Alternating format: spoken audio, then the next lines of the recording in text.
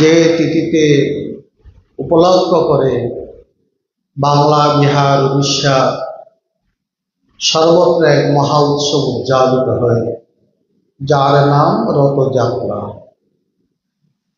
আসলে এই রথযাত্রা উৎসবটা কি? এই রথযাত্রা উৎসবকে উপলক্ষ করে যে জগন্নাথ তত্ত্ব, জগন্নাথ কথা, জগন্নাথের আবির্ভাব, যে রূপে আমরা জগন্নাথকে দেখতে পাই, তার ইতিহাস, ইতিবৃত্ত, পৌরাণিক এবং উপনিষদে কি বলছেন, তার সঙ্গে আমাদের জীবনের সাধনার কি সম্পর্ক, তা আমাদের জানা প্রয়োজন বলে আজকে জগন্নাথ কথা আলোচিত হবে। প্রথমে জগন্নাথকে আমরা এভাবেই প্রণাম করি, ওম নীলাচল নিবাসায় নিত্যায় পরমাত্মনে বলভদ্রং সুভদ্রেভ্যং জগন্নাথায় তে নমঃ। জগন্নাথ তিনি কে? তিনি পরমাত্মা। বলছেন নীলাচল নিবাসায়, নীলাচল যিনি নিত্য নিবাস করেন। নীলাচল বলতে বর্তমান যে পুরীধাম, শ্রীক্ষেত্র, শঙ্খক্ষেত্র এবং স্বর্গদ্বারও বলা হয়। এই প্রত্যেকটি নামের অন্তর্নিহিত অর্থ আছে। কেন শ্রীক্ষেত্র বলা হয়, কেন শঙ্খক্ষেত্র বলা হয়, কেন স্বর্গদ্বার বলা হয়, কেন পুরীধাম বলা হয়, আর জগন্নাথ আছে বলেই তো জগন্নাথ ধাম তো সবাই বলে। তো বলছেন তিনি নিত্য সেখানে বিরাজ করেন। নীলাচল নিবাসায় নিত্যায় পরমাত্মনে, তিনি সাক্ষাৎ পরমাত্ম স্বরূপ। আর সেখানে কে কে বিরাজ করেন? বলে বলভদ্রম, যিনি সাক্ষাৎ বলরাম, যিনি অবতার পুরুষ। সুভদ্রা, সুভদ্রাভ্যং, সুভদ্রা থাকেন তাদের ভগিনী, এবং স্বয়ং জগন্নাথ, তাদেরকে প্রণাম নিবেদন করছি।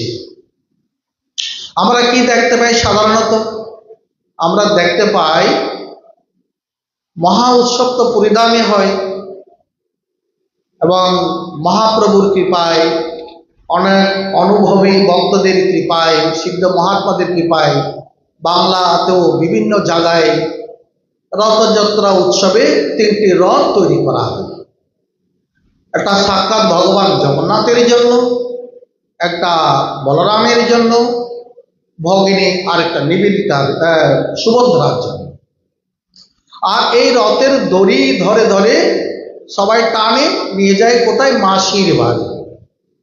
বর্তমান পুরীধাম থেকে 1 কিলোমিটার দূরে গুন্ডিচা মন্দির নামে, সেখানে এই 3 দেবতা প্রতি বছর এই তিথিতে যান, সেই রথে করে যান। সেই রথটাকে বলা হয় সোজা রথ। 7 দিন ওখানে থাকেন, 8ম দিনে প্রত্যাবর্তন করেন, যাকে বলা হয় উল্টা রথ। তো প্রতি বছর কেন জগন্নাথ মাসির বাড়ি যান? এই মাসি কে? এই রথের অন্তর্নিহিত তত্ত্ব রহস্য কি? এইভাবে তাকে আমরা দেখতে পেলাম কেন? যেই রূপের মধ্যে হাত নাই, পা নাই, বড় বড় ছল ছল নয়নে তাকিয়ে আছে, চোখা চোখা চোখ, কেন এই রূপ? একটা মানব রূপও তো এরকম হয় না, একটা দেবতার রূপ এরকম কি করে হতে পারে? এর পিছনে এক অন্তর্নিহিত রহস্য এবং কাহিনী, যা স্কন্দ পুরাণে এবং বিভিন্ন পুরাণের মধ্যে এই কথাগুলো বর্ণিত আছে। একটু পিছনের দিকে আমাদের যেতে হবে ইতিহাসটা জানার জন্য। যখন স্বয়ং ভগবান শ্রীকৃষ্ণ দ্বাপর যুগে তার লীলা সম্বরণ করবেন, সেটা আমরা সবাই জানি। লীলা সম্বরণের সময় তিনি একাকী কাননে এক বৃক্ষের মধ্যে অবস্থান করছেন। জরা নামক এক ব্যাধ তার পাটাকে সোনার হরিণ মনে করে তীর নিক্ষেপ করল, আর তিনি তীর বিদ্ধ হলেন। আর তীর বিদ্ধ হয়ে সেখানে তিনি সেই ব্যাধকে আশীর্বাদ করে, ব্যাধ তো অনুতপ্ত হলেন, আশীর্বাদ করে তিনি দেহলীলা সম্বরণ করলেন। এবং দেহলীলা সম্বরণ করার পর যখন যুধিষ্ঠির, অর্জুন, পঞ্চপাণ্ডব খবর পেলেন, তারা আসলেন এবং অর্জুন একাকী সে দেহটাকে কাঁধে নিয়ে সেখানে তাকে সৎকার করলেন। এবং সৎকারের সময় মানবের একটি গুরুত্বপূর্ণ অংশ যেটা আগুনে পোড়া যায় না, কেউ বলে হৃৎপিণ্ড, কেউ বলে নাভিপিণ্ড, যা হোক শরীরের একটা অংশ পোড়ানো যায় না। ভগবান শ্রীকৃষ্ণের একটা অংশ পোড়ানো যায়নি।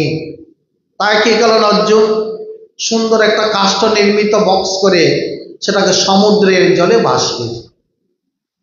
ভাসিয়ে দেওয়ার পর যারা ব্যাধ, যে ব্যাধের হাতে শ্রীকৃষ্ণের প্রাণ গেল, তিনি অনুতপ্ত মনে ওই মাংসপিণ্ডের পিছনে পিছনে তিনিও জলের মধ্যে ছুটলেন। দেখতে পেলেন অনেক বছর পর সেটা সুন্দর একটি কি বলা হয় শালগ্রাম শিলাতে পরিণত হলো। আর এই শালগ্রাম শিলার এক অদ্ভুত রূপ, যাকে বলা হয় নীলকান্তমণি, অর্থাৎ নীলাভা রূপ, উজ্জ্বল নীল জ্যোতি তার দিকে ছুটছে।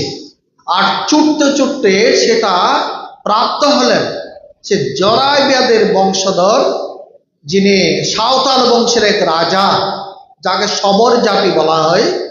সে শবর বংশের রাজা, যাকে নিচ জাতি বলা হয়, ঝাট বা পুষ্কল, সাঁওতাল, এদেরকে আমাদের সনাতন ধর্মের 4 বর্ণের নিচে ধরা হয়, যাকে অন্তজ জাতি রূপে সকলে ঘৃণা করে অস্পৃশ্য করে, সার হাতে গিয়ে সে শবরাজের হাতে গিয়ে ধরা পড়ল। আর তিনি সেটাকে অতি ভক্তিশীল সে শালগ্রাম শিলাটাকে সাঙ্গোপনে পূজা করতে শুরু করে দিলেন, যার নাম হলো নীল মাধব। এত সুন্দর তিনি গোপনে গোপনে পূজা করতেন। এই গোপনে পূজা করার একটা ভয় আছে তার কারণ। কি কারণ? কারণ ভগবানের পূজা সাধারণত ব্রাহ্মণরাই করে থাকেন। তা ব্রাহ্মণ ব্যতীত কেউ যদি পূজা করে সেটা দণ্ডনীয় অপরাধ হয় তখনকার যুগে, এখন ও যুগে অপরাধ হয়। তাই তিনি সেটা গোপনে পূজা শুরু করে দিলেন যাতে কেউ জানতে না পারে। এইদিকে বর্তমান উড়িষ্যা প্রদেশ আমরা দেখতে পাই, তার প্রাচীন নাম ছিল মালব দেশ। সে মালব দেশের রাজা ছিলেন ইন্দ্রধনুম্ন।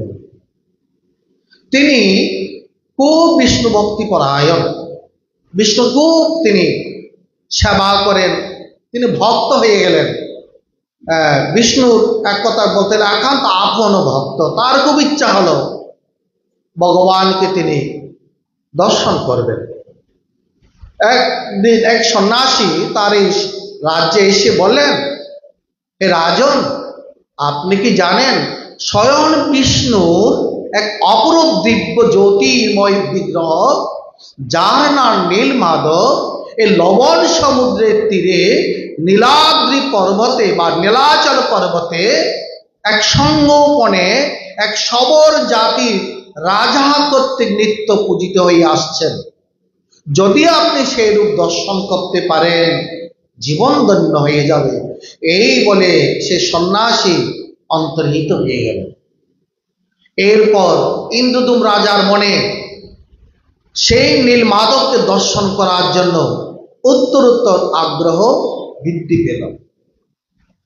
কোথায় সেই নীলমাধব, কোন নীলাদ্রি পর্বতে, কোন গুহায়, কোথায় তিনি সম্পূজিত হচ্ছেন, তিনি ঠিকভাবে পূজিত হচ্ছেন কিনা, তার অসংখ্য অনুচরকে পাঠিয়ে দিলেন জায়গায় জায়গায়, রাজ্যে রাজ্যে, প্রদেশে প্রদেশে, যেখানে নীল মাধবের সন্ধান পাওয়া যায়। অনেক দিন অনুসন্ধান করে নীল মাধবের দর্শন না পেয়ে অনেকেই রাজার কাছে ফেরত আসলেন। রাজন, আমরা তো পেলাম না। কেবল ফেরত আসেননি তার রাজ্যের যে প্রধান পুরোহিত, তার ভ্রাতা বিদ্যাবতী। তিনি নীল মাধবকে খোঁজার জন্য বনে বনে, জঙ্গলে জঙ্গলে ঘুরতে ঘুরতে পথ হারিয়ে ফেললেন। একটা বালক, ওই জঙ্গলে ভীল জাতির বালক বলা হয়, বা ওই জাতিরই বালক, তাকে পথ দেখিয়ে দেখিয়ে জঙ্গলের ভিতর প্রবেশ করালেন। প্রবেশ করাতে করাতে এক শবর পল্লীর মধ্যে তাকে পৌঁছে দিয়ে সেই বালক অদৃশ্য হয়ে গেলেন। পরবর্তীতে জানা যায় সেই বালক ছিল স্বয়ং জগন্নাথ। তিনি ছদ্মবেশে এই বিদ্যাবতীকে ছদ্মরূপে দর্শন দিয়ে তাকে সাঁওতাল পল্লীর মধ্যে প্রবেশ করিয়ে তিনি অদৃশ্য হয়ে গেলেন। আর সেখানে সাঁওতাল পল্লীর সেই রাজার কন্যা ললিতা দেবী এই রাস্তা পথ হারা এই বিদ্যাবতীকে আপন করে আপ্যায়ন করলেন, তাহাকে জল পান দিলেন, বাতাস করলেন। এই মুহূর্তে এসে গেল সে ললিতা দেবীর পিতা সবর রাজা। তিনিও তার করে এক ব্রাহ্মণ অতিথিকে দর্শন পেয়ে একেবারে নানাভাবে যেভাবে আপ্যায়ন করা প্রয়োজন, অতিথিকে যেভাবে নারায়ণের মধ্যে আপ্যায়ন করা প্রয়োজন, সকল রকম ব্যবস্থা করলেন। তখন সেই সবর রাজা বললেন, এই ব্রাহ্মণ অতিথি, আপনি আমার ঘরে রাজনারায়ণ, অনেক ভাগ্য বলে আপনাকে দর্শন পেয়েছি। আমার বাড়িতে কিছুদিন আপনি বিশ্রাম করুন। আপনি পথে পথে ঘুরতে ঘুরতে শ্রান্ত ক্লান্ত হয়ে আপনি এখন নিরুপায় হয়ে এখানে এসে গেছেন, আপনার কোনো অসুবিধা হবে না, আপনার যাবতীয় সুব্যবস্থা আমরা করব। তাই করলেন। এইভাবে ললিতা দেবীর পর ব্রাহ্মণ অতিথির সেবার দায়িত্ব দিয়ে সবরাজ তিনি তার কার্য করেন, তার নিজস্ব যে কাজ আদি করে তাকে তাই করেন। এইভাবে দেখতে দেখতে অনেক দিন কেটে গেল। ললিতা দেবী এবং বিদ্যাবতীর মধ্যে এক ভালোবাসার তৈরি হলো। সবর রাজার উপস্থিতিতে বিদ্যাবতী সবরাজ কন্যা ললিতা দেবীকে বিবাহ করলেন। বিবাহ করে পাকাপাকিভাবে ওইখানে জীবন যাপন করতে শুরু করে দিলেন। বহুদিন থাকতে থাকতে বিদ্যাবতী সুচতুর ব্যক্তি, তিনি দেখতে পেলেন প্রতিদিন ব্রাহ্ম মুহূর্তে এই সবর রাজা প্রতি স্নান করে কোথায় চলে যান, হাতের মধ্যে ফুলের ডালা, দীপ ধূপের আয়োজন, সব চলে যান। একদিন, 2 দিন, 3 দিন। এবার তখন তিনি দেখলেন রাজা যান কোথায় প্রতিদিন ব্রাহ্মমুহূর্তে একই সময়ে। ললিতা দেবীকে জানালেন যে তোমার বাবা ভোরবেলা কোথায় যায়। বলে এই কথা জিজ্ঞাসা করবে না, প্রাণ সঞ্চয় হতে পারে। বলে তুমি তো আমার স্ত্রী আর তোমার বাবা আমার শ্বশুর, আমার কাছে গোপন করার কি আছে।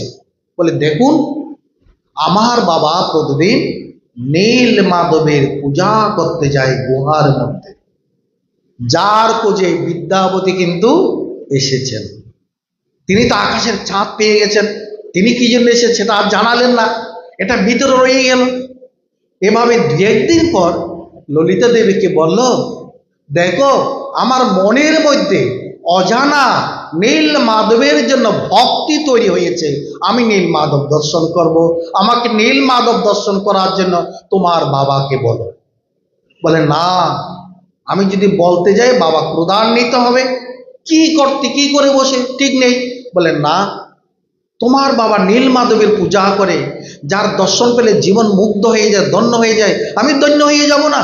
আমারও তো ধন্য হবার প্রয়োজন আছে, তুমি বলো না তোমার বাবাকে। এখন অগত্যা ললিতা দেবী বাবাকে ধরে বসলেন, বাবা তোমার জামাতা নীল মাধবকে দর্শন করতে চায়, তিনিও একদম গিরগির করছে ক্রোধে। বলে না বাবা, তিনি তো খুব ভালো মানুষ, আপনি জানেন আমাদের ঘর অনেকদিন ধরে অতিথি এসেছেন, আর তোমার মেয়ের জামাই বলে কথা, তুমি তাকে দর্শনের ব্যবস্থা করো। তখন বলছে এক সপ্তাহে দর্শন করাতে পারিব। কি সত্ত্বে?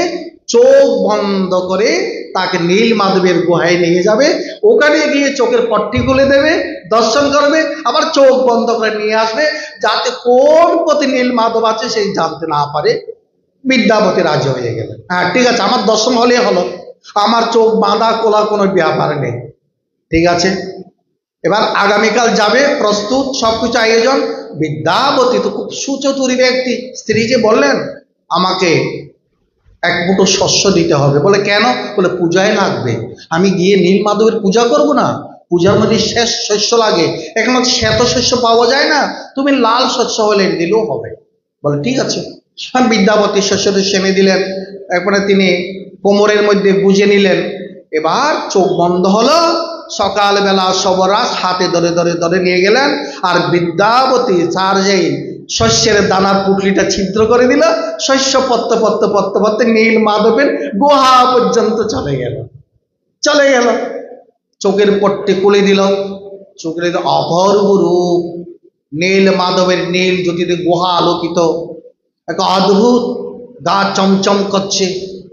এই মুহূর্তে তার চোখের পট্টি খুলে দিয়ে সবরাজ বনের মধ্যে ফুল আর ফল সংগ্রহ করতে গেল। সেখানে এক বিশাল বটগাছ, সেই বটগাছের মধ্যে অসংখ্য কাক। হঠাৎ করে বিদ্যাপতি দেখতে পেলেন একটা কাক মরে ওই এক নিচে একটা পুকুর আছে, পুকুরের মধ্যে পড়ে গেল। পুকুরের মধ্যে পড়ে যাওয়ার সাথে সাথে দিব্য চতুর্ভুজ রূপ ধারণ করে এক রথে চড়ে বৈকুণ্ঠে চলে গেল, বৈকুণ্ঠ গতি হলো। তিনি ভাবলেন এই জায়গা সামান্য জায়গা নয়, এই জায়গা অলৌকিক এক দিব্য জ্যোতির্ময়ী জায়গা, দিব্য পবিত্র জায়গা, যেখানে একটা কাক মৃত্যুর পর বৈকুণ্ঠ গতি পেতে পারে। আমি কেন আর এভাবে থাকবো? আমি ওই পুকুরের জলে গিয়ে জলে স্পর্শ করে বৈকুণ্ঠ যাব। যেই যেতে যাবেন আকাশবাণী হলো, বিদ্যাবতী, নীল মাধবের সন্ধানের জন্য রাজা ইন্দ্রধনু তোমার অপেক্ষায় আছে। তুমি কেন অসময়ে আত্মহত্যা করতে যাবে, বৈকুণ্ঠ গতি প্রাপ্ত হতে যাবে? আবার মনে পড়ে গেল রাজা ইন্দ্রধনুর কথা, আমি তো তার অনুচর হয়ে এসেছি। ঠিক আছে, এবার যখন ওই সবরাজ বিশ্বাবসু, না বিশ্বাবসু সবরাজের নাম, তিনি ফুল এবং ফল নিয়ে নীল মাধবের পূজা হলো, পূজা করলেন খুবভাবে। এবার একটা দৈববাণী শুনলেন। দৈববাণী বললেন, নীলমাধব, হে বিশ্বাবসু, তোমার পূজা আমি অসম্ভব সন্তুষ্ট, তোমার ভক্তিতে আমি প্রসন্ন। তবে একটা কথা, আমি আর তোমার পূজা গ্রহণ করতে পারবো না। আমি এবার রাজা ইন্দ্রধনুর পূজা গ্রহণ করব। আজ থেকে তুমি আর আমার পূজা করতে পারবে না। রাজার মাথা আকাশ ভেঙে পড়ল, যেন পৃথিবীর সম্মুখে এক অন্ধকার রূপ দেখতে পেল। যেই দেবতাকে সম্মুখ করে তিনি এতদিন চলেছেন, যাকে সঙ্গোপনে পূজা করেছেন, আজ হঠাৎ কি হয়ে গেল? আমার কি অপরাধ? এদিকে তিনি বললেন তিনি প্রসন্ন। পরক্ষণে ভেবে নিলেন এই কারবার বিদ্যাবতীর জন্য হয়েছে। বিদ্যাবতী নিশ্চয়ই তিনি এই দেবতাকে তার বৈদিক প্রথায় পূজা করে প্রসন্ন হয়ে আমার কাছ থেকে কেড়ে নিতে এসেছে, এইকে আমি মেরে ফেলবো। হঠাৎ করে বলছেন কিন্তু আমার জামাতা। বলে দিলেন তুমি যদি আজ আমার জামাতা না হতে, তোমাকে আজ প্রাণে মেরে দিতাম, তবে প্রাণে মারবো না, তোমাকে এখানে আমি বন্দি করে রেখে যাব। কুকুর শিকার রাত্রিতে বন্য প্রাণী এসে তোমার শরীরের অংশ টুকরো টুকরো করে খাবে। যেই ভাবনা সেই কাজ। বিদ্যাবতীকে ওখানে একেবারে বেঁধে ফেলে রাখলো, জঙ্গলের মধ্যে চলে গেলেন। ঘরে যখন পৌঁছলেন, ললিতা বলছেন, বাবা তোমার জামাই কোথায়? তখন সমস্ত ঘটনা জানালো। বলে যাই হোক, আমার তো স্বামী, আমার স্বামীকে তো এভাবে জঙ্গলের মধ্যে কুকুর শিয়ালে খেতে পারে না। বিদ্যাবতী কান্না করতে করতে জঙ্গলে ঘুরতে ঘুরতে সেই ললিতা দেবী বিদ্যাবতীর সন্ধান পেল, তার বাঁধন খুলে দিল। বলে দেখো এখানে আর থাকা যাবে না, তোমার বাবা আমাকে মেরে ফেলবে, তুমি আমাকে অনুমতি দাও, আমি যেখান থেকে এসেছি আমি সেখানে চলে যাই। চলে গেলেন রাজা ইন্দ্রধনুর কাছে, সমস্ত ঘটনা ওখানে জানালো। এবার রাজা ইন্দ্রধনু তার সেনাপতি সৈন্য দল বলে সবাই গিয়ে ওই নীল, ততদিনে শস্য গাছ বড় হয়ে গেছে, রাস্তার একটা ডাইরেকশন হয়ে গেছে, সে গোর জঙ্গলে শস্য গাছ দেখে দেখে দেখে দেখে দেখে দেখে নীল মাধবের গুহায় উপস্থিত হলেন। কিন্তু এক অদ্ভুত দৃশ্য, নীল মাধব আর নেই। নীল মাধব গুহা থেকে অদৃশ্য হয়ে গেলেন। নীল মাধব যখন গুহাতে অদৃশ্য হয়ে গেলেন, তখন ইন্দ্রধনু নিজেকে অপরাধী মনে করলেন। আমি মনে হয় এই নীল দেবতার, নীল মাধব পূজা করার অধিকারী নয়, তাই আমি আসার আগে তিনি অদৃশ্য হয়ে গেলেন। এই জীবন আর রাখবো না, আমি এই জীবন আজকেই আমি ত্যাগ করব। তাই তিনি কি করলেন, কুশশয্যায় আর শুয়ে পড়লেন। সঙ্গে সঙ্গে দৈববাণী হলো, না, নীল মাধব তোমাকে দর্শন দেবে, তুমি কুশশয্যায় প্রাণ ত্যাগ করিও না। সেই রাত্রে ইন্দ্রধনু স্বপ্ন দেখলেন, দেখো তুমি আমার ভক্ত, তবে এই রূপ যে নীল মাধবের রূপ, তুমি কেন? পৃথিবীর আর কেউ আমার এই রূপ দর্শন করতে পারবে না। আমি তোমার পূজা গ্রহণ করব অন্য রূপে। আমি এই সমুদ্র দিয়ে আমি এক দারু কাঠ হয়ে, দারু রূপে এক নিম কাঠ হয়ে আমি বেশি আসব। সে কাঠ থেকে জগন্নাথ বলরাম সুভদ্রার মূর্তি তৈরি করে তুমি প্রাণ প্রতিষ্ঠা করে পূজা যখন শুরু করবে, সেখানে আমি স্বয়ং ওই দেবতার মধ্যে আমি অধিষ্ঠান করব। এভাবেই তুমি এবং ভক্তরা আমার পূজা করে তারা ধন্য হবেন। তুমি ব্যবস্থা করো। সঙ্গে সঙ্গে রাজা দলবল নিয়ে সমুদ্রের পাড়ে আসলো। এক বিশাল বৃক্ষ সমুদ্রে ঢেউ কুলের মধ্যে এসে আটকে গেছে। এবার সেটাকে তুলতে যাবে, ইঞ্চিও নাড়াতে পারলো না।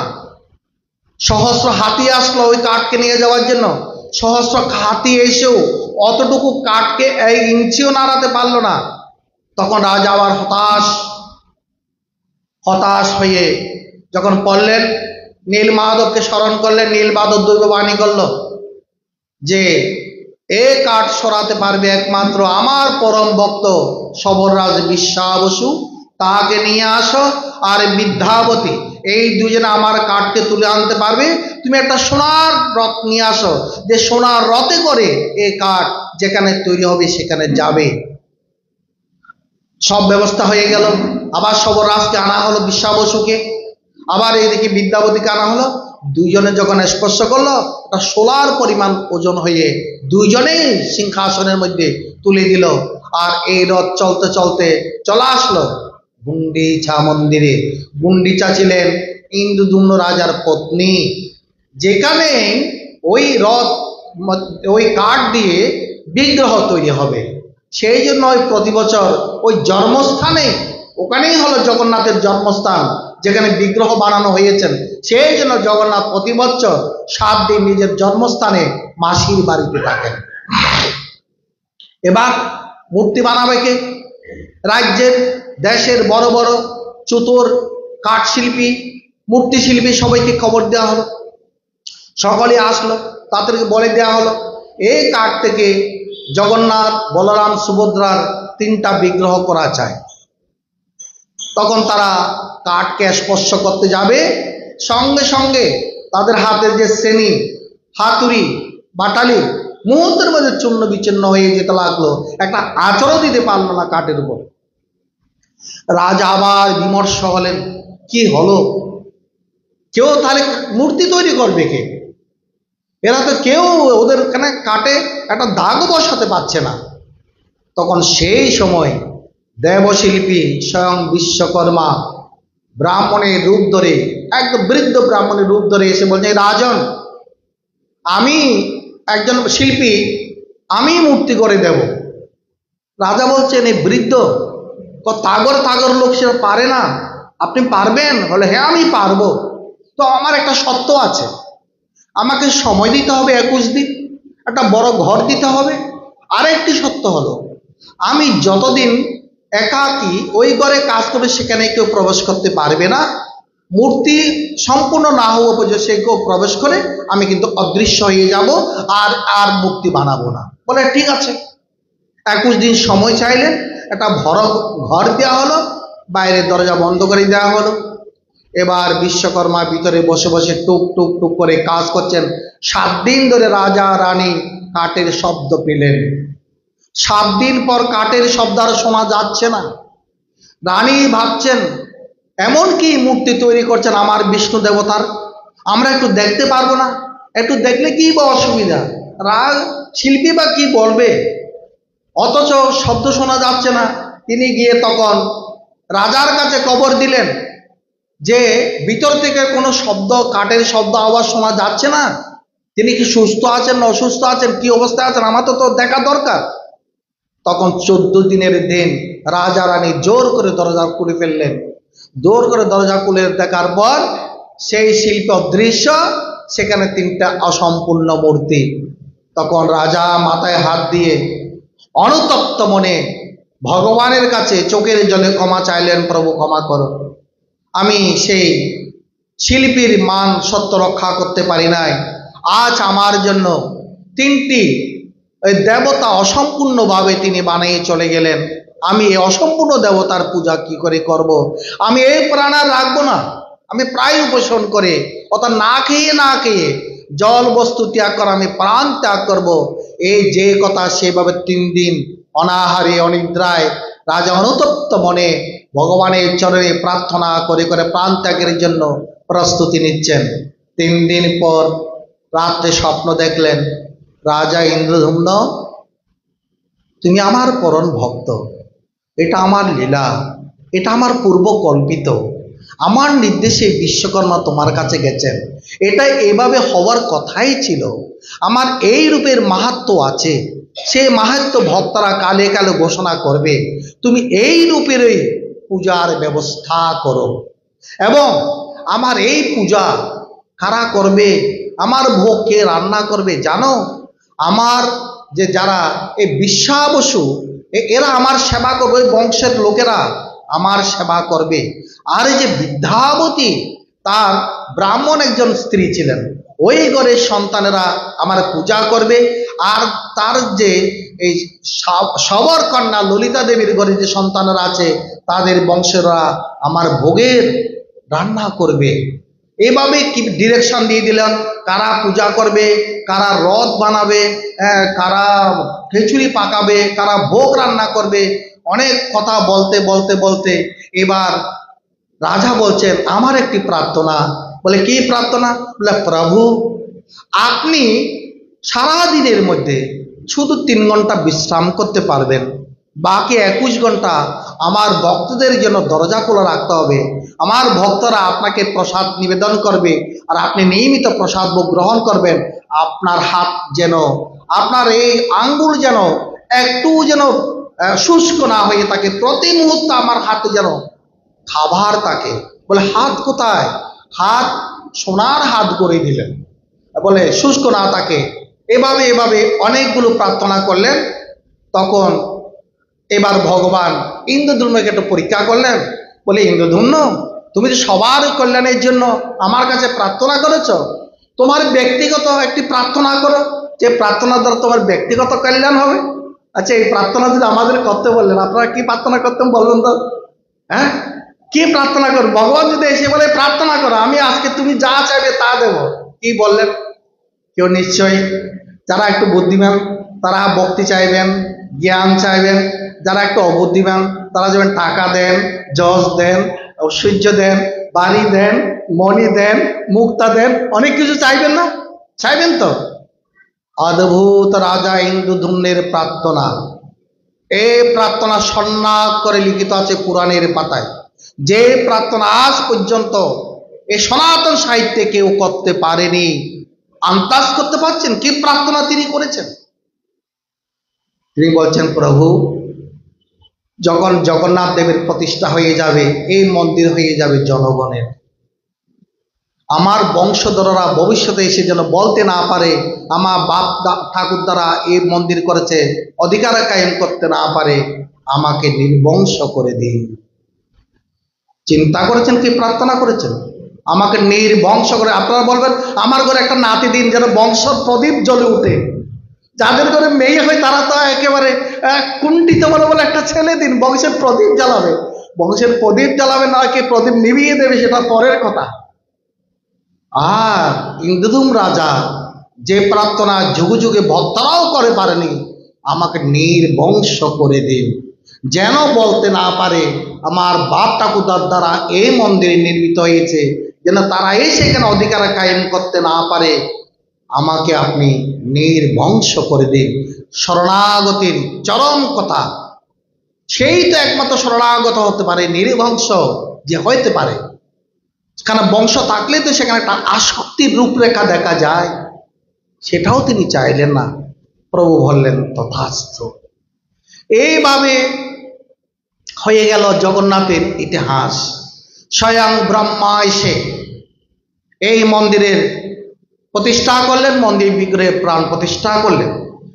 যখন ব্রহ্মাকে নিমন্ত্রণ করতে গেলেন, রাজা ইন্দ্রদ্যুম্ন বলল, আমি একা যাব না, আমার সঙ্গে স্বর্গের যত দেব দেবতা আছে তারা সবাই আসবে। তাই ওই জায়গার নাম স্বর্গের দুয়ার। স্বর্গের দেবতারা এখানে তাদের চরণে স্পর্শ করেছিল। স্বর্গের দুয়ার সামান্য কথা নয়, অসামান্য। যেখানে প্রভুকে এভাবে দেখানো হয়, সেখানে শঙ্খক্ষেত্র, যে স্থানে তার মন্দির আছে ওই মন্দিরটা শঙ্খের মতো, তার মানচিত্রটা শঙ্খের মতো। তাই ওখানে শ্রীক্ষেত্র বলা হয়। শ্রী হচ্ছেন বিমলা দেবী, ওখানে দেবীর 51 পীঠের এক পীঠ আছেন। ওইখানে সাক্ষাৎ বিমলা দেবী শক্তি তত্ত্বে তিনি এখানে বিরাজ করছেন। তা বলছে শ্রীক্ষেত্র, স্বর্গদ্বার, শঙ্খক্ষেত্র, জগন্নাথ ধাম, পুরী ধাম। এই পুরী ধাম যেখানে তিনি বিরাজ করছেন। এ হলো জগন্নাথ দেব। তিনি প্রতি বছর এভাবে 3টি রথে চড়ে যান। এই 3টি রথের নাম আছে আলাদা আলাদা।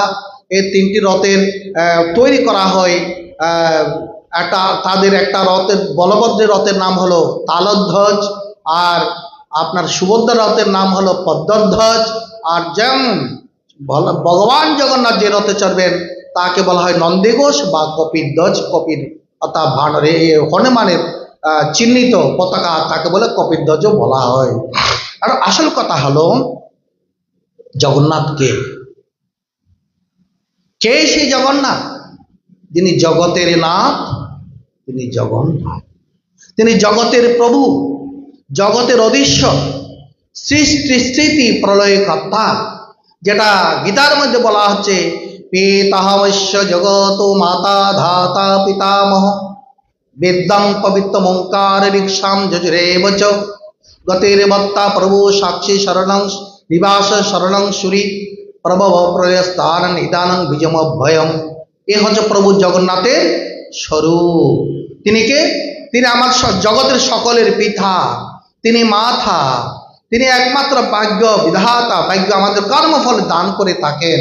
তিনি বরণ কোথা, তিনি গতি একমাত্র গন্তব্যস্থল, তিনি একমাত্র আমাদের প্রাপ্তব্যস্থল, তিনি একমাত্র আশ্রয়, যার আশ্রয়ে মানব জীবন সফল হয়।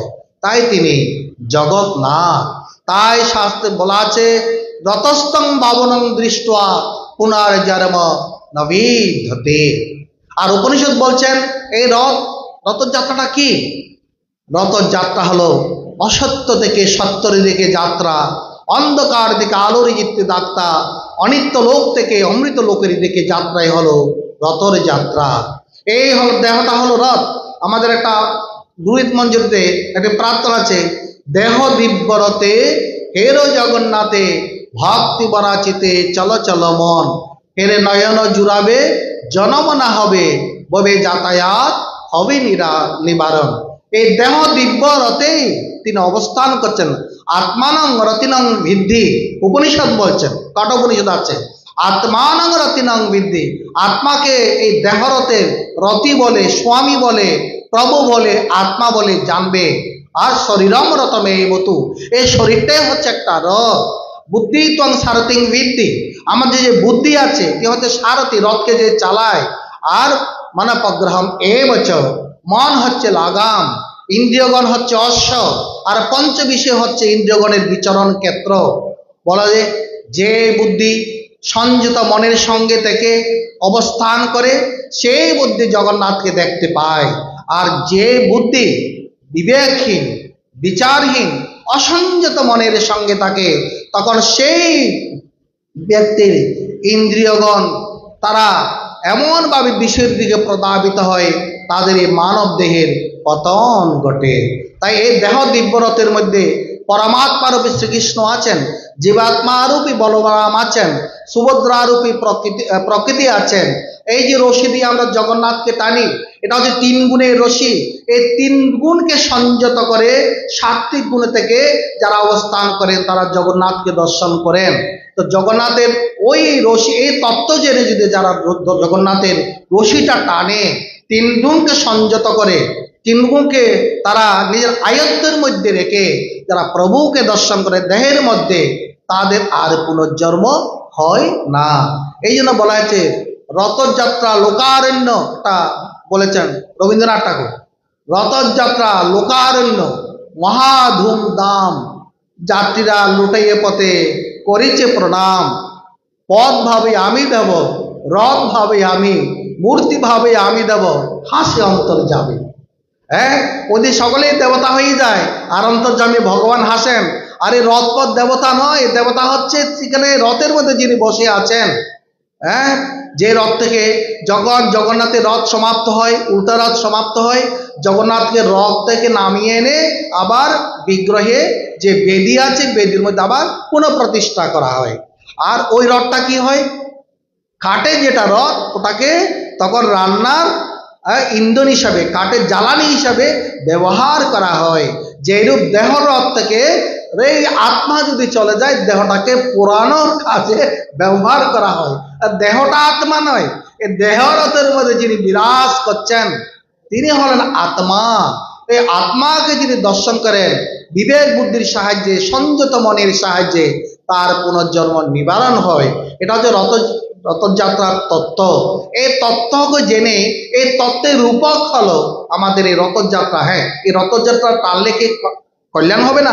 নিশ্চয়ই পুণ্য হবে, তারা পুণ্যফল প্রাপ্ত হবে অতি ভক্তে। জগন্নাথের অনেক লীলা আছে, যারা এই জগন্নাথকে সাক্ষাৎ পরমাত্মা জ্ঞানে পূজা করেন, তাকে খুব ভক্তির সহিত তাকে আরাধনা করেন, রথের দড়ি টানেন, তাদেরও পুণ্য হয়, তাদেরও পুণ্য হয়ে থাকে। সেরকম বিশ্বাস ভক্তি কয়জনের আছে? এরকম একজন ভক্ত ছিলেন কর্মবাই। কর্মবাই কি করতেন? প্রতিদিন মন্দিরে যেতেন, জগন্নাথের ফুল ফল নিয়ে যেতেন, নিবেদন করে এসে ঘরের কাজ কাম করতেন। একদিন তিনি খিচুড়ি রান্না করছেন, রান্না করতে করতে ভাবছেন, আমার জগন্নাথকে প্রতিদিন আমি ফুল আর ফল দিয়ে থাকি, এই খিচুড়িটা নিবেদন করলে হতো না?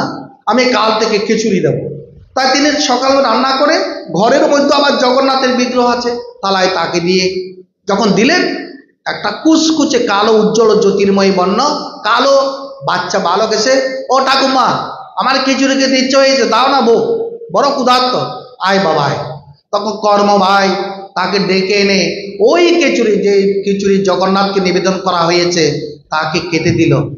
আর অপলক নয়নে তাকে দেখতে লাগলেন, এই বালক কে রে, কোথায় থাকিস রে, এত সুন্দর, এত সুন্দর কালো বর্ণ, অথচ তার উজ্জ্বল রূপ দেখে মোহিত হয়েছেন। তাকে হাত পাকা দিয়ে পাকা করছেন, গরম গরম খিচুড়ি খাওয়ালেন। বলে, বাবা কালকে আবার আসবি? বলে, হ্যাঁ আবার আসবো, তুমি এই সময় আমার জন্য খিচুড়ি রান্না করে রাখবে।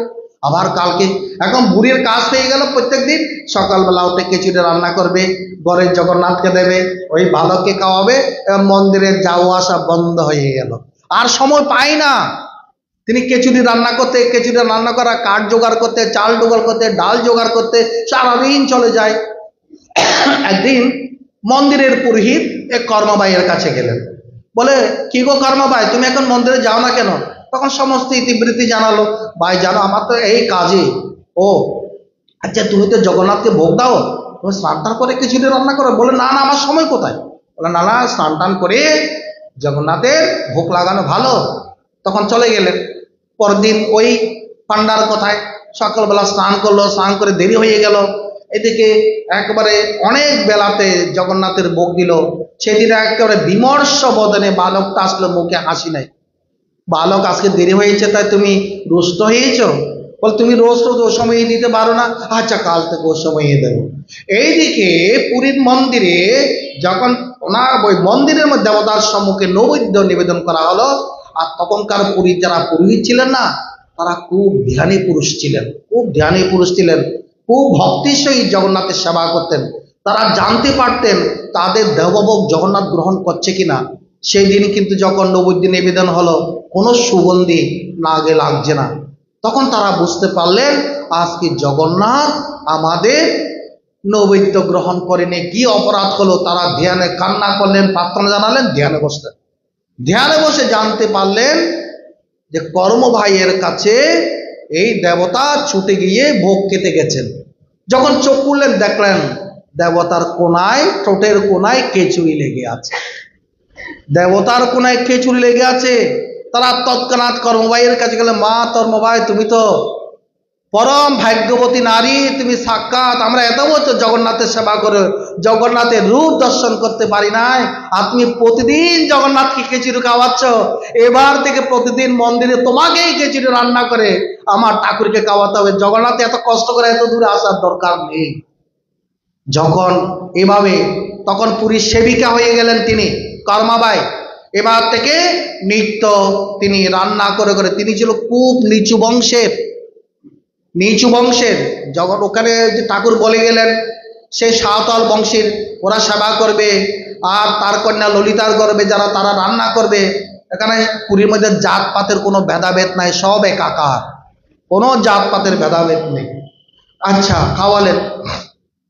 এভাবে সেবা করতে করতে এখন কর্মবাই আর বাড়িতে রান্না করে না, মন্দিরে রান্না করে, যথাসময়ে রান্না করে। সকালে এখনো বাল্যভোগ কিন্তু খিচুড়ি হয় পুরীর জগন্নাথ মন্দির, এখনো সকালের বাল্যভোগ হয় খিচুড়ি। এবার কর্মবাই মৃত্যুবরণ করলেন। অদূরে তাকে সমাহিত করা হলো। জগন্নাথের রথ আজ অব্দি প্রতি বছর যেতে যেতে ওর সমাধিস্থলে রথ আটকে যায় আপনা আপনি 10 মিনিট, আপনা আপনি আজ অবধি রথ আপনি থেমে যায়, 10 মিনিট পর আপনি চলে। এটার অর্থাৎ ওই ভক্তকে প্রতি বছর জগন্নাথ ওই সমাধিস্থলে তাকে দর্শন করেন। এভাবে জগন্নাথের অনেক কাহিনী। এই যে জগন্নাথের এই রূপের মহাত্মারা বর্ণনা করছেন। জগন্নাথের হাত নাই কেন? বলো, জগন্নাথের হাত, আমরা হাত দিয়ে কি করি? কর্ম করি।